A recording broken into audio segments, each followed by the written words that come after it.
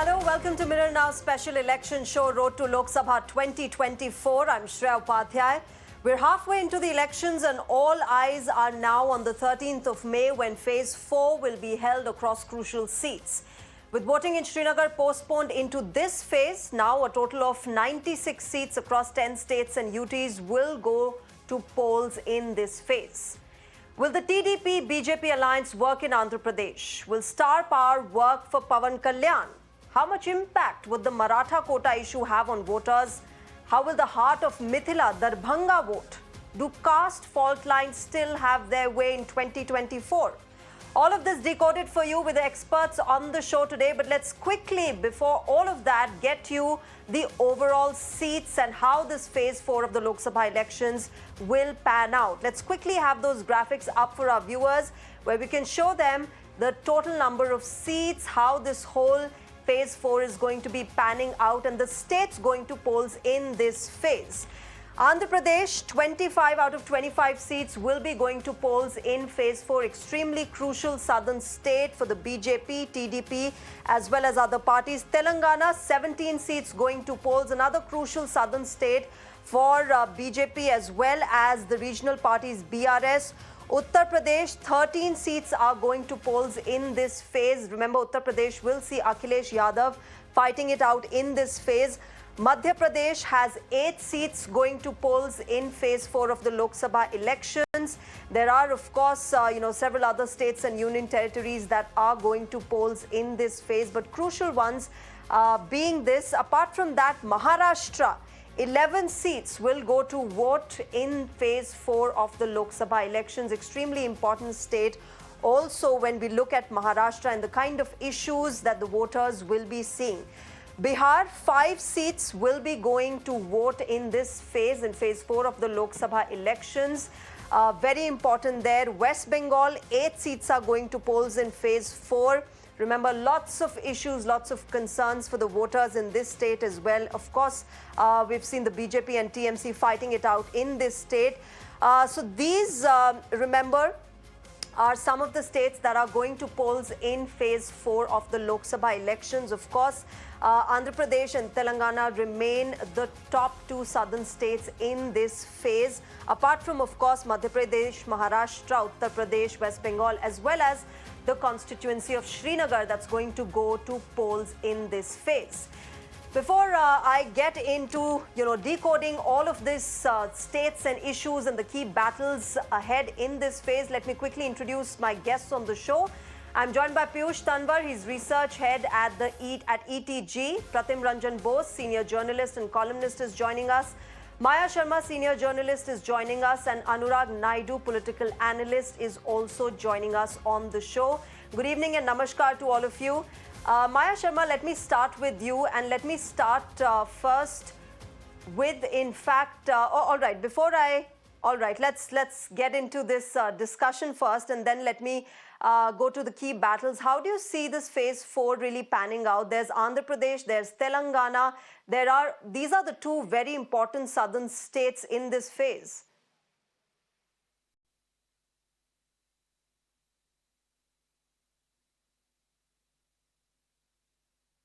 Sorry about that. Yes, it's a very exciting phase indeed, this 4th phase. We're halfway through the election now, the 4th phase out of 7.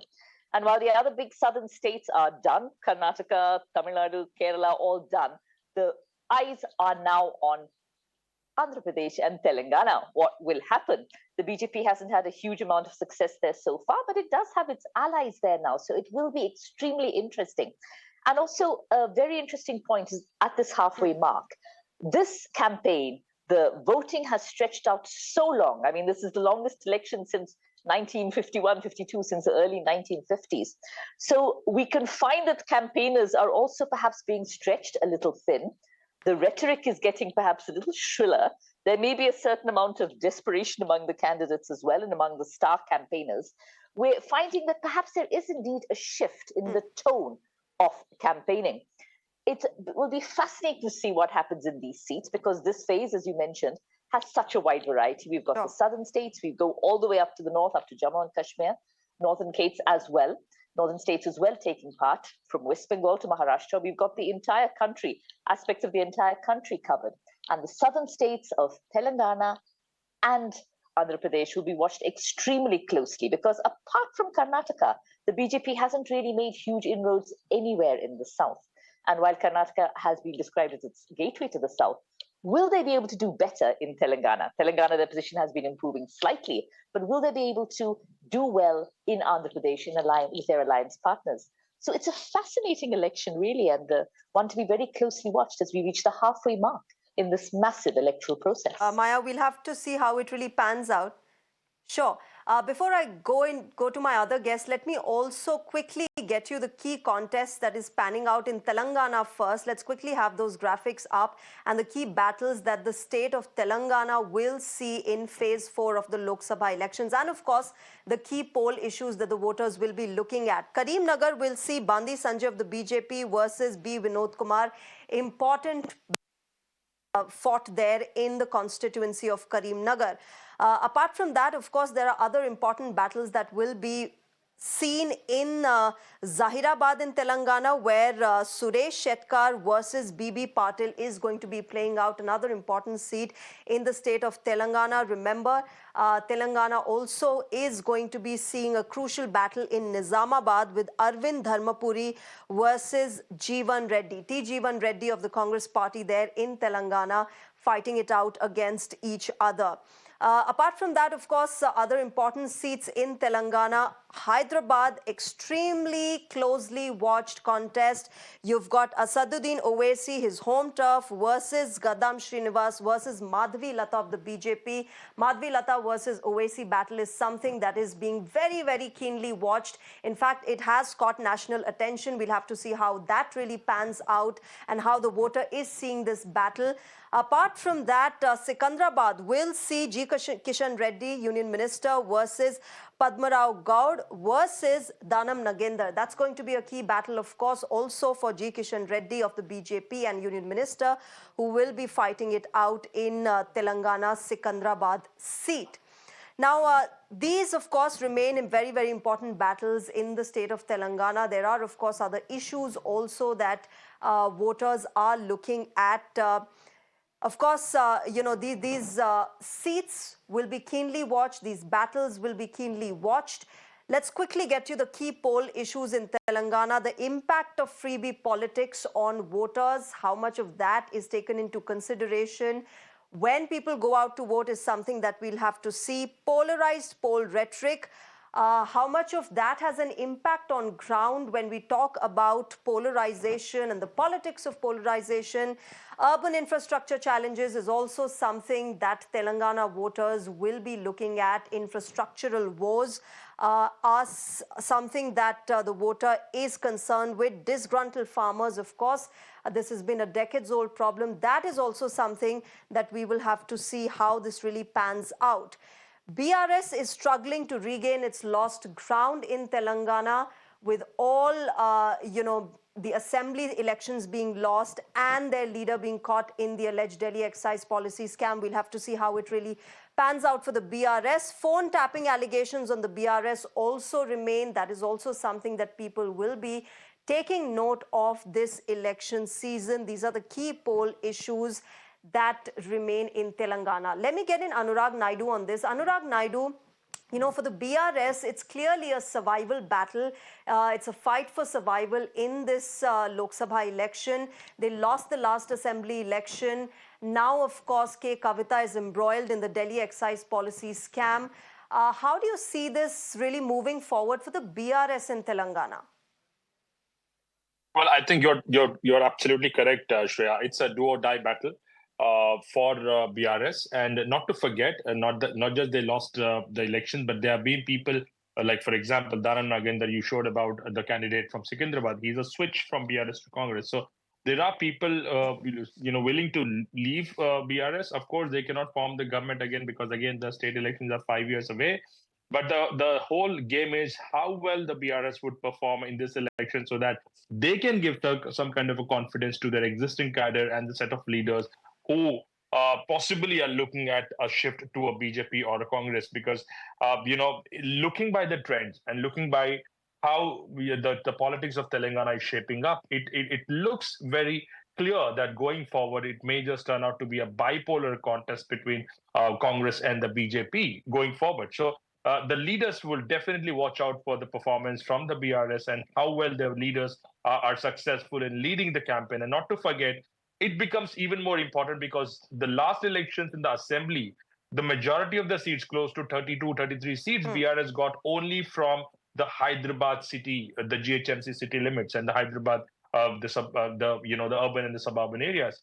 And this is exactly where BJP is also strong. And if you see the BJP's performance, now you have Kishan Reddy fighting it out from the city. You have Madhvi Lata taking that crucial vote share, although I doubt her victory. But, she will be successful in taking away a bigger chunk. So where does BRS lies their strength? I mean, of course, a bit of talks about Malkajgiri, but again, the BJP is strong there. But we need to really see how BRS would be able to successfully tell its cadre that, okay, there lies a pocket where lies our strength. And that is exactly where it's a big challenge for both KCR and KTR.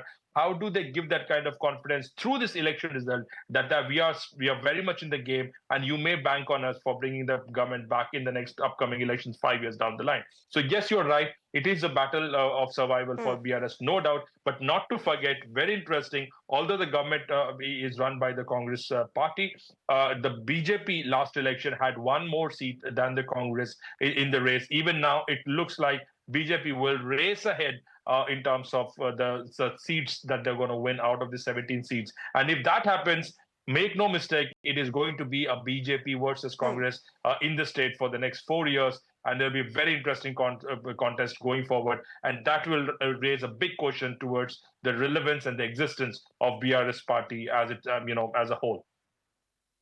Sure. Anurag, important that you say that for the BJP, it's going to be important. In fact, after Karnataka, I think Telangana is one state that the BJP is looking to sort of have the voter agree with its ideological stance. The Prime Minister has been going out, reaching out to the voter. But let me also get in Piyush Tanwar on this. Piyush, in 2019, the BJP had 4 seats in Telangana, but the vote share from 2014 to 2019 has increased. In 2014, it was 10.5%. In 2019, it rose to 19.45%. That gradual rise in BJP's vote share in Telangana, do you see that taking effect even now? Shreya, not this time. This time we see either BJP's vote share will be like status quo, it will be around 19 or 18%. It may go down. So I don't see any increase in the vote share this time. And in fact, last time BJP had 4 seats, and either this time they retain the 4 seats, or it may go down, like plus minus 1 mostly in our numbers what we are doing. Or if it's not going to retain all the 4 seats, not like repeating all the 4 seats, 1 seat which we see because Revant Reddy is not contesting, so that seat BJP has a good chance of winning. Okay. Anurag, your response to that, Piyush Tanwar says that clearly BJP is not gaining any ground. Yeah, you want to respond. Go ahead. But he made a right point.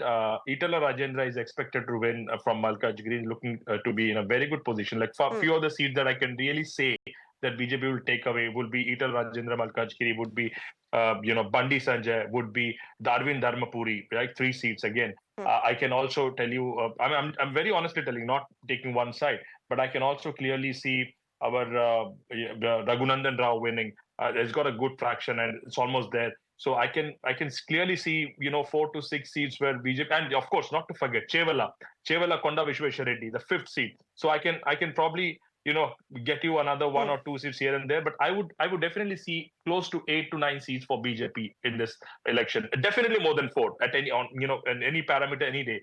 And the vote share, not to forget, the vote share, the comparison that you gave, that was perhaps the vote share you mentioned about the assembly to assembly. Now the vote share in this parliamentary election, if you see, a majority of the seats, not to, let's not get mistaken, I'm telling you very clearly, majority of the seats in Telangana, leaving 3 seats, is going to witness a face-off between Congress and BJP. So when you have a face-off between Congress to BJP, although they may lose half of the seats or close to half of the seats, but the vote share is going to substantially increase. I will not be surprised if they, knock a vote share of close to, 28, 29, 30%. I will not be surprised because they are the party in opposition in most of the seats, leaving, 2 or 3 seats. So that is where I would probably Piyush slightly wants to disagree. make a point. Piyush, go ahead.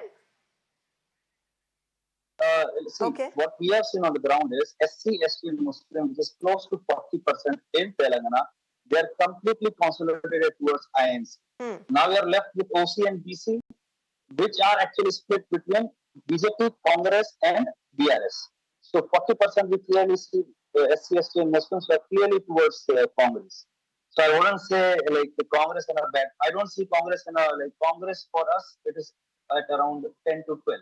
Okay, Anurag doesn't seem to agree with you, but one small point, very small point. No, I just tell you a very small point, because when we analyze, and I'm not contradicting, the claim, but when we analyze, we have to see it is not black and white. Like, in Andhra, a lot of people have been telling, see the social equation, 40%, 50% are minorities in BC. So naturally, they're all with Jagan or one party. It doesn't work like that, because 100% of the Muslims are not there in all the seats. So if there is, say, for example, 11% of Muslim population, they're scattered across the state. So the influence that they have on winnability of per seat, it varies from seat to seat. So you cannot say that 11% of Muslim in Andhra Pradesh will vote for Anurag, one side or in taking cue Telangana from this, for the let me go to Maya Sharma.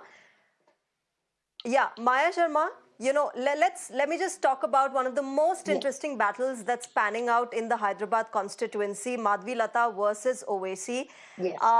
Can I at all, if I can take a chance and compare it with the Rahul versus Smriti fight that happened in Amethi, Owaisi's home turf, he's seeking a 5th term. Can we draw parallels to that at all? And how do you see this fight really panning out? Well, of course, the Madhavi Lata seat has really grabbed national attention for many reasons, because she does in many ways sort of embody what has been, not to soften the phrase too much, the anti-Muslim rhetoric, the kind of rhetoric that's been going on in the campaign, with even the Prime Minister making statements which have been deemed very anti-Muslim. And of course, we had that infamous image of her aiming an imaginary arrow perhaps, at a Muslim place of worship, something which she again has denied. But the way she speaks, the way she has been talking, is perhaps the embodiment of what the BJP has been trying to do in terms of telling the Hindus that they need to be careful, that they need to watch out what's happening, what the Congress is going to do in favor of Muslims if the Congress comes to power. She is, of course, taking on Owaisi in his home turf, so that will be a huge battle. When it comes to Smriti Irani and Rahul Gandhi, well, of course, that is a battle which is not quite happening now, with Rahul Gandhi having moved away. But it is, of course, that this image of that Hindu woman, which perhaps the late Sushma Swaraj had also, that Hindu woman very much steeped in, or at least presenting herself being steeped in Hindu ideals of what the ideal Hindu woman should be, and presenting that as her electoral plank. So that way it's very interesting. We have that in Sushma Swaraj, we have that in Smriti Irani, and we have that also in Madhvi Lata as well. So it'll be interesting to see whether that does in fact have sway in a place like Telangana, which, yes, the Muslim population is, of course, spread out, but it is very much a presence there as well. It's a very visible part of Hyderabad city also. Okay, before I get Pratim Ranjan Bose into this discussion, let me quickly go through the key poll issues in Andhra Pradesh as well. Another key southern state in this phase 4, and the key battles that will pan out. Of course, important issues that remain in the state of Andhra Pradesh as well, and very, very crucial battles also panning out across the seats in the state. Let's quickly tell you the poll issues. The never-ending capital conundrum remains in Andhra Pradesh, Amravati, Hyderabad. There seems to be a battle and a fight that's a never-ending capital conundrum in the state. The lack of special category status is also something that the people have been looking at, have been concerned about. Whether or not that happens eventually, we'll have to see. Stagnant Amravati project is also something that, the people of Andhra Pradesh will be looking at. There seems to be no movement in this. And of course, the impact of freebie politics in Andhra Pradesh as well. How much of that actually translates to votes? We will have to understand that. Vendetta politics charge is also something that remains to be seen, whether or not that actually has an influence on the voter on ground in Andhra Pradesh. The impact of star power on ground, remember Pawan Kalyan has tied up with the BJP and the TDP this time around. How this works in his favor, whether or not it works at all, we'll have to see. The chorus for Muslim quota, of course, one of the most contentious issues this election season has been the Muslim reservation, and how the BJP and the state parties have been fighting it out over this issue. In fact, Revanth Reddy also made a claim recently. But, these are the key poll issues that are there in the state of Andhra Pradesh. And let's try and understand how this triangular contest between the YSRCP, BJP, TDP, and Pawan Kalyan's JSP, as well as the Congress and left that's panning out in the state. Anurag Naidu, how do you see this battle really panning out? It's an interesting battle. The BJP and TDP have tied up. Pawan Kalyan is there. Will the star power work? The BJP, of course, is trying to make inroads here as well. Is that going to be working for them? Yeah, sure. But first of all, it is not a triangular contest. Again, it is a bipolar contest because Congress and CPI both are nowhere to be seen in Andhra Pradesh. It is a straight contest between the NDA and YSR Congress party. Point number one. Point number two, all the points that you mentioned, the Amravati development, the special category status. I would say special category status has been least spoken in this election, 2024. I've seen a lot of buzz in 2014 and 19, but this election, unfortunately, this election is mainly about the points that NDA is trying to make is about the atrocities, the vendetta politics. It is about the power politics. It is about the freebie. It is about the development. A lot of talk about the development. On the other side, Jagan Mohan Reddy is speaking about the social welfare scheme. And look at the war cry. It is a single liner war cry from YSR Congress. You know what he says? He said, "Me intilo manchi jargunte." That means if good has happened in your home, by any means, vote for me. If it has not happened, don't vote for me. So if somebody has an audacity to say that, that means he's confident that he has reached every single family, every single person with some sort of a benefit. Now, how will that translate into vote? It is something that to be seen. But looking at the mood, 15, 20 days, 30 days back, I would say it was a very interesting contest, 50-50. But now, suddenly, the last 10 or 12 days, I think Pawan Kalyan and Mr. Naidu and the NDA after the Prime Minister Modi's visit, and not to forget, the first time ever, Prime Minister directly attacked the government YSR Congress party in the Rajahmundry rally. So Prime Minister did visit in the Bapatla rally where he did not mention about, he did not typically attack the government, but first time Prime Minister took the charge. That means the things are very clear. The data is very clear. They know that they have a swing.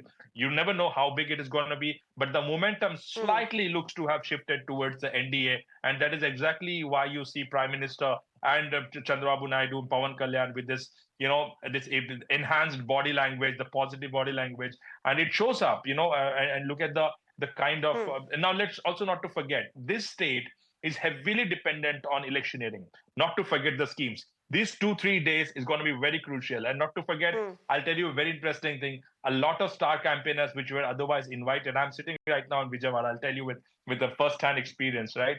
So a lot of candidates have declined any kind of campaign request. No star campaigners, nothing. They want to focus the next 3 days completely on electioneering. It is going to be money, muscle, network, booth management, pool management.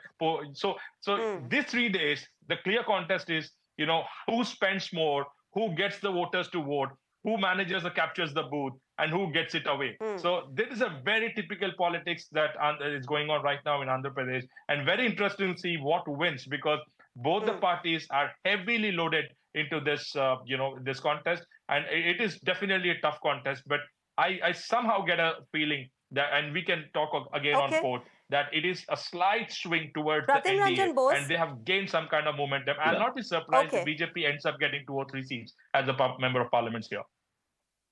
Okay, Pratim Ranjan Bose, do you resonate with that, number one? And how do you see particularly Chandrababu Naidu, a former chief minister, 3-time chief minister, tying up with the BJP and Pawan Kalyan's JSP, and then, up against the state's welfare schemes? How do you see this fight moving forward? Are you asking me? I missed your first part. Yes, Mr. Bose. Mr. Bose, I was asking you about how you Okay. see this panning out Yeah. between Chandrababu Naidu versus the state's Yeah, welfare schemes and right. how he's tied up with the BJP and Pavan Kalyan. I was very keenly listening to Mr. Naidu about the use of money and muscle in the last couple of days. Andhra election is very important. Interesting for me because Andhra is the only poor state in South India post the bifurcation.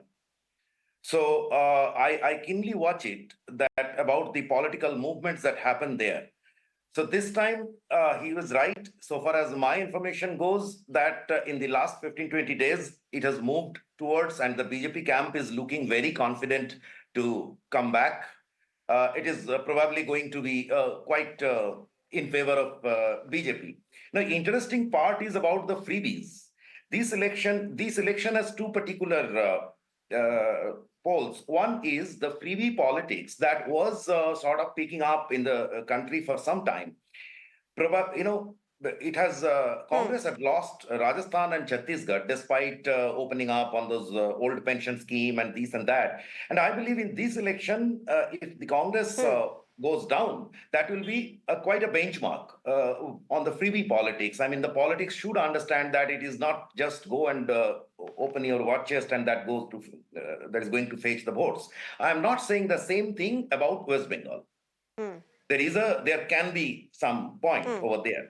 And insofar as another thing is that this election is most important, that everyone knows, is the South is the hub of the regionalism.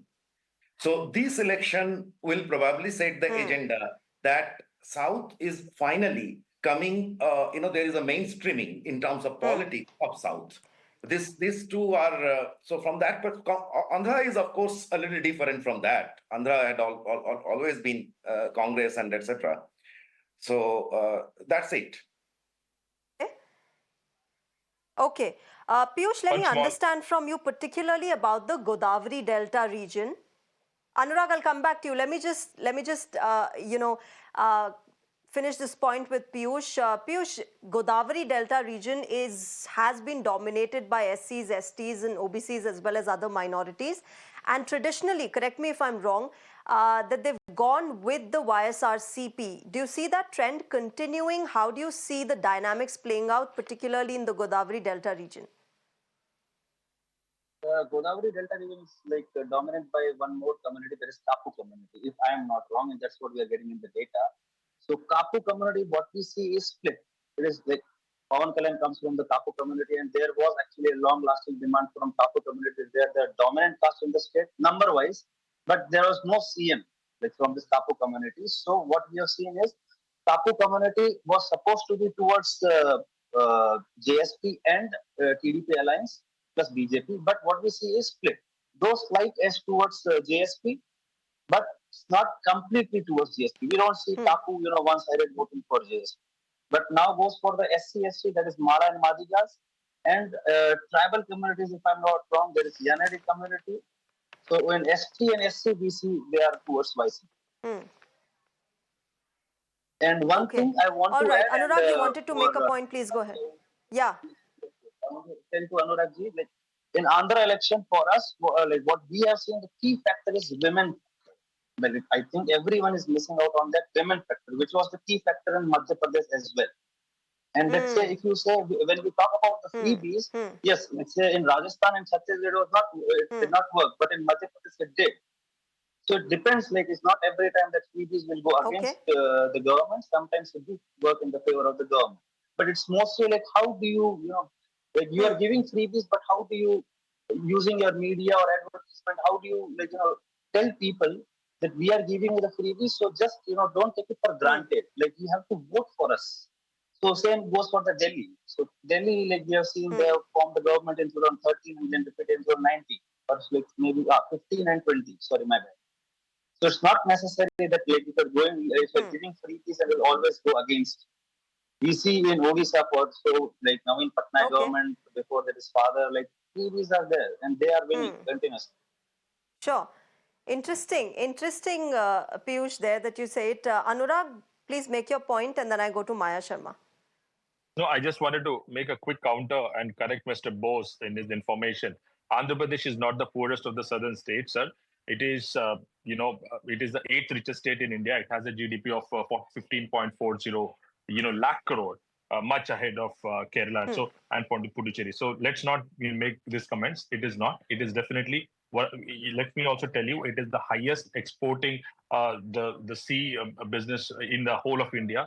I mean, it has got the highest exports in that category. We have 8 or 9 industries which are doing 1,000 odd crore of turnovers. So let's not say it's a poor state, but yeah, there's the state has taken a shift towards a socialist, a social welfare model by this current government, and that is, that has been their outlook. But the elections will tell, and also, Piyush mentioned about the Kapu community, and I come from the community, and I can come from Belt, so I can tell you is that. Last time around, they voted heavily in the favor of YSR Congress Party, no doubt about it. This time around, there is a strong consolidation and rally behind Pawan Kalyan. And the reason is not stardom. The reason is winnability. So Pawan Kalyan has now achieved the kind of an unprecedented winnability which people thought he would never attain. Thanks to, good alliance, vote share, and a lot of other factors. I'm not saying that it's all stardom, his vision and all, not the great thing, but his electioneering and his management has been good enough that he's just taken 22 seats where the strong pockets lie. They've given the hope of winning, and that is why the Kapus have rallied behind the alliance. SCSCs, yes, you mentioned about Shreya, the Godavari belt. Yes, there are dominant SCSCs, SCST pockets. They're still strongly with YSR Congress Party, and that's why you will see this green patches in this area where they have a good winnabilities, but not many seats. And that's the whole game. That the Godavari and the coastal Andhra will define we'll have to see how it pans because, out, really, this battle. Yeah. Okay. Sorry? Maya Sharma, talking about the issues quickly then, there is, of course, Andhra Pradesh has one of the longest coastlines. There are issues that fishermen have. There is, of course, the 4% Muslim quota that has now created controversy, sparked a row. There is, as Piyush mentioned, the women voters who have their own concerns. Which issue do you think is going to be resonating with the voter on ground? Which is the most impactful that they're going to be there at the back of their mind when they go out to vote on the 13th of May? Probably the factors which are impacting the rest of the country as well. We're talking about an employment crisis in many areas. And it's very interesting that the fellow panelists are actually saying that there is a sort of swing perhaps towards the NDA, towards the BJP and its allies. Because many times, especially when you look at social media, when you look at other factors, it would seem that things are getting a little bit tougher for the BJP and its allies than one would have expected. So it's very interesting if, in fact, Andhra Pradesh is actually swinging the other way, perhaps going towards the BJP and its allies. Because, again, the main issues which the BJP are talking about, whether it's the Hindutva policy, whether it's talking about a certain sense of division, if I can use that term. I'm not sure how much that will resonate in the southern states. In Karnataka as well, I think probably the last election results showed that there was a certain reaction against that. The women voters you mentioned, I think that is a huge matter of concern. The freebies, of course, it's called a freebie if the other party is doing it. It's called a welfare scheme if your party is doing it. But the freebies, as mentioned, in different states, whether it's Telangana, whether it's Karnataka, have specifically targeted women, have particularly tried to win over women, whether it's free transport for women on buses, whether it's money given to the woman head of a family. So I think that the women's vote will be a big factor in AP as well, in Andhra Pradesh as well. I think that would be a huge factor. What do they want? Who do they want? And I know we're not talking about Pawan Kalyan's star factor, at least the fellow panelists were saying that is not going to play a part, but a star is a star and does have a certain draw when it comes to the voters, for sure. Okay. All right. With that, let's shift our focus to Maharashtra now, where there are interesting battles also panning out. Remember, issues like the Maratha quota issue remain. But largely in this phase, remember the Marathwada region, the Marathwada seats are going to see the polls, are going to see voting, are going to see crucial fights panning out in the state of Maharashtra. Seats like Jalna, Bir, Aurangabad Lok Sabha seat. Of course, that name has now been changed to Chhatrapati Shivaji Nagar, but that has been, what phase 4 will see. But let me quickly go across to my colleague Srishti, who's joining us and getting us the latest voter sentiment on ground. Srishti, how do you see, the people talking about what kind of issues that are there in the state? What do they want to be rectified by the government that comes in, by their candidates, by their MPs?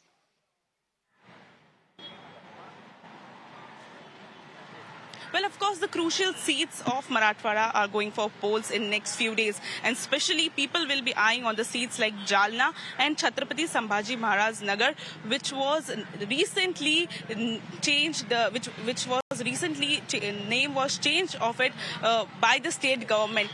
Right now, we are present in Mumbai, and Mumbai's polls are due on 20th of May. Let's try and talk to a few people over here. What is their opinion? Ma'am, you tell us what are the pressing issues you think that needs to be solved, and they are at the problem. They are the problem which you are suffering. I am suffering. ये देखो बैंड्रा में हम खड़े हैं, सारे roads जगह पे, सो hospital भी पहुंचना है तो हम टाइम पे नहीं पहुंच पाते हैं, एम्बुलेंस नहीं जा पाती है, एक वो प्रॉब्लम है। और आज जिसको वोट करें वो ही रहे एंड तक, वो चेंज ना हो जाए जैसे अभी हुआ है। मैम, आप बताइए क्या एग्जैक्टली प्रॉब्लम से you think that needs to be? आने से पहले सब रोड्स पूरे खोद के रख देते हैं, जगह जगह पे खुदे हुए हैं, आना जाने में बहुत दिक्कत। कहीं से रिक्शा पे भी जा रहे हैं, आधे रास्ते से रिक्शा वापस आ रहा है कि यहाँ से रोड बंद है। अभी आज काटा रोड पे आप इतनी बड़ी जगह पे खड़े हो, देखो साफ सफाई जरा भी नहीं है, कुछ नहीं, पर इलेक्शन आएंगे सब कुछ ठीक होना शुरू हो जाता है।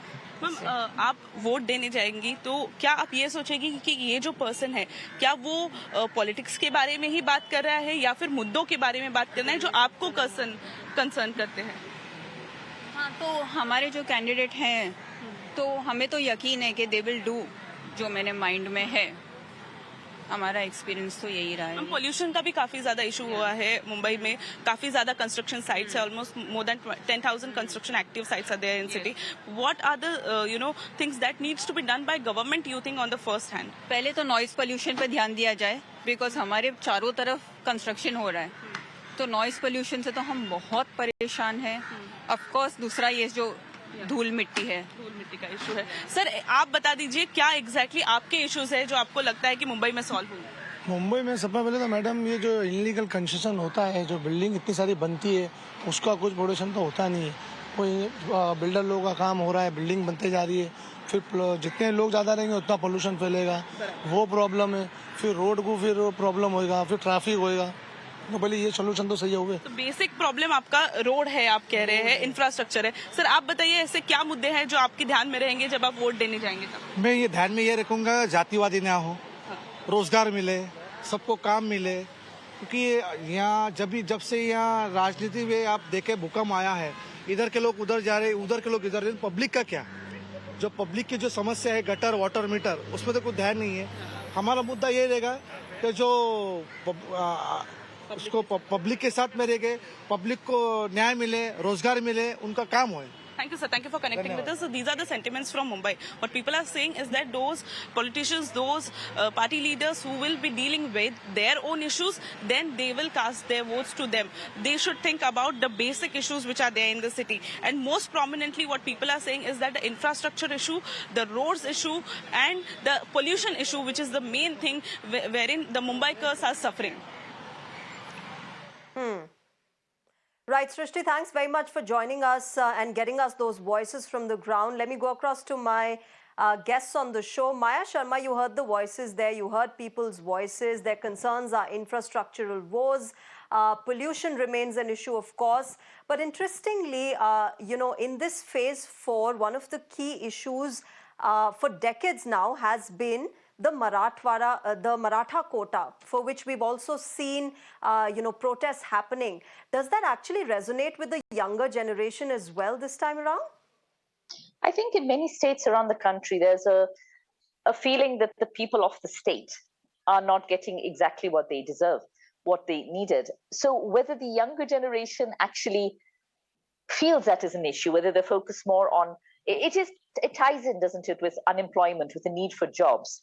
with benefits packs being given to the natives of the region, the people from the region. So in the context of employment, in the context of opportunities, I think the young voter, who of course is being targeted like women voters, I think in the context of the young voters, it would resonate. I think it would resonate in terms of what are we getting? What help are we getting? Are we getting the opportunities that we deserve because we are from this place?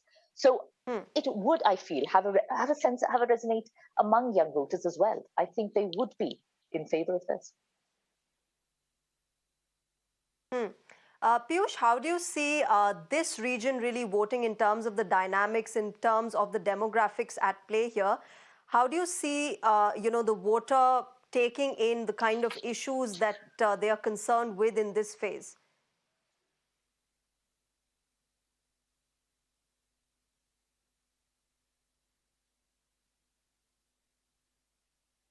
Piyush, are you able to hear me? Yeah. Oh, sorry, I did not get my name. Yeah. So first thing I want to tell about Maharashtra, it's quite challenging for us to understand Maharashtra right now because it's like a khichdi there. Because there are a lot of parties there, and then each party, each caste inclination, it has become very, very difficult for us to understand Maharashtra. But one thing I want to say, like even though there are a lot of alliances and the splits in the parties, what we see is BJP is well ahead, or I would say NDA, because they have that electioneering or they have that machinery to go to the people, or like within their campaign they can tell people that this is what we have alliance, or this he is our candidate. Let's say even though he's from Shiv Sena or he's from NCP Ajit Pawar section, BJP and the alliance have enough, like I would say, machinery to go and tell people that he is our candidate. Where what we have seen is opposition is not able to do that. It is not just what do you say, a caste inclination or something. It is like, hello. Okay. Yeah. Go ahead, Piyush.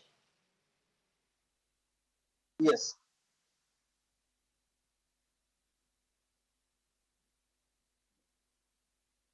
Okay. All right. Anurag, you wanted to make a point. Please go ahead. Yes.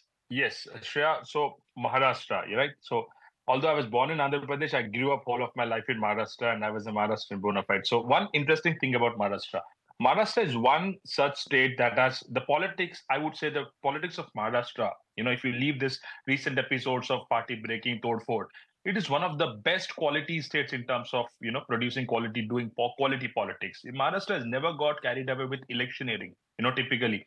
I would just say in the phase one, there were few seats, like I can tell you the names were, like, for example, Gondia Bandara, right? So the candidates didn't even spend. I mean, they have to just go build their narratives. Yes, caste community, they connect with the people. It plays a huge role, I would say. Still, caste is a big role when you go to, the non-urban pockets of Maharashtra, leaving this Bombay and Pune. Pune also, of course, it plays a big role.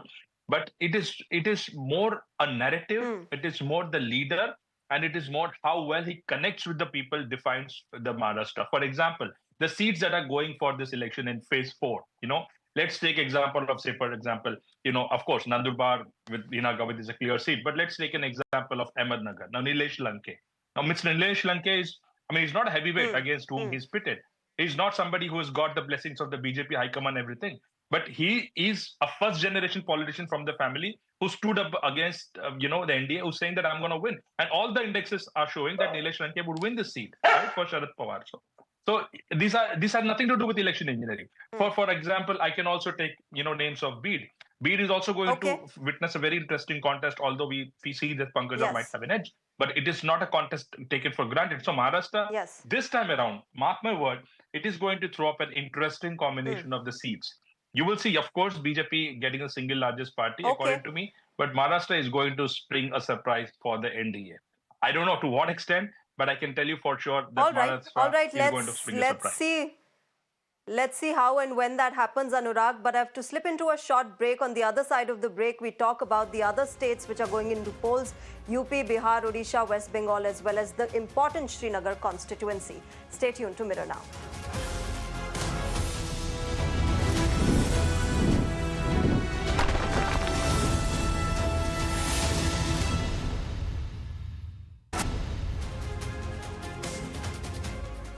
Welcome back. You're watching Road to Lok Sabha 2024, our Minute Now election special.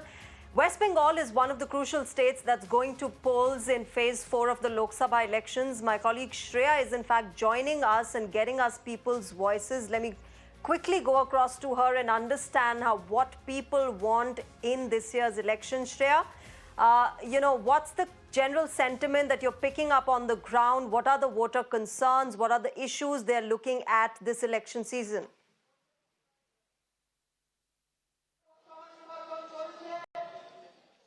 Especially talking about election, and when it comes to the young mind, we have seen that appeasement, the polarization, the kind of scam taint that has on West Bengal government, these are some of the major issues with that of healthcare and that also of the education policy.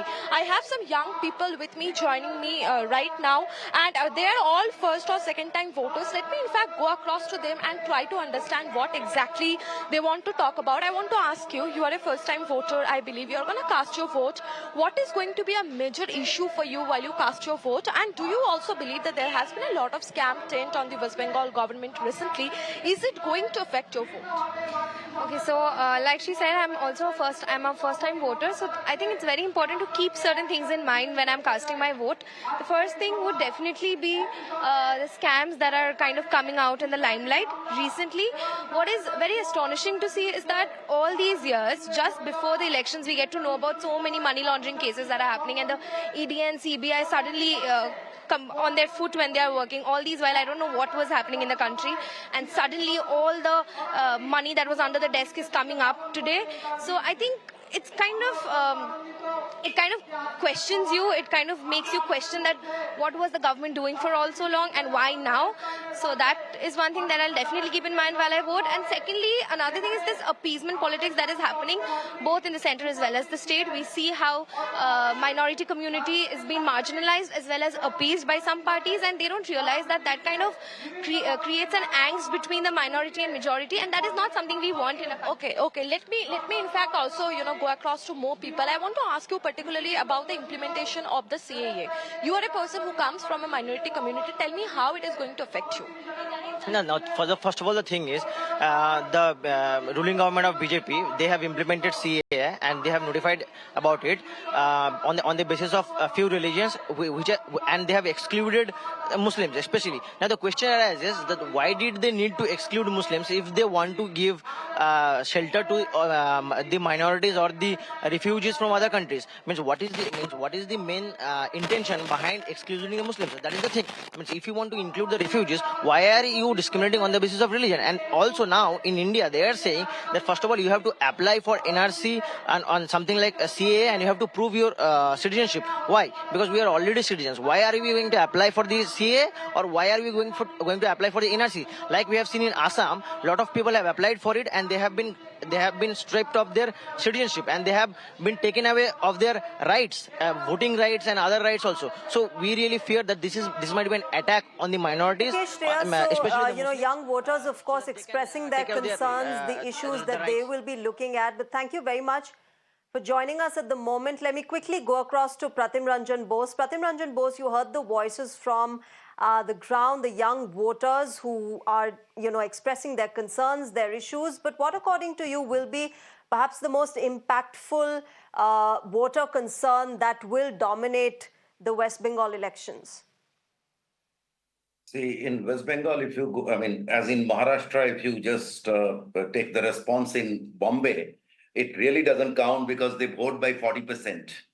So similarly in Calcutta, the South Calcutta and these districts is a little different. There are very historical reasons about it. I'm not getting into that. But the issues this election are no different from the 2019 election and has enhanced. In West Bengal, see, in rest of India, you are seeing increasingly a trend where people are voting in different lines in different elections, which is just expected from them. But in West Bengal, the voting takes in one direction. And it is a kind of a one-party rule that goes on till the other party comes and throws it out with a lot of effort. That has been the history over here. So the 2019 election was contested on the, I'm leaving the Modi factor out, was on the basis or against the 2018 atrocities in Panchayat election. Okay. Now, what happened is in between 2019 and 21, there has been a consolidation of Muslim votes. It's clearly evident in data from other parties towards Trinamool as a strategic option. So that made the difference in 2021, generally so. From there, things have changed again. This time, the anti-incumbency grew very strong. But on the Muslim vote side, there are very less avenues to, if you look at the Nota data, analyze the Nota data properly, you will see that Muslims, a section of them are looking for options, but they are not getting options. Now, this is this is exactly why Mamata Banerjee doesn't want seat sharing in India Jot, India coalition and all these things over here. So this election, it will be very interesting. So we'll have to see, Pratim Ranjan Bose, how this battle pans out in the state of West Bengal. Let me also quickly shift our focus to Srinagar, Jammu and Kashmir. My colleague Yavar is joining us right now with the ground situation there. Yavar, help us understand the issues that concern people there. Srinagar's voting, of course, had been postponed to this phase now, but help us understand what concerns the voters this time around.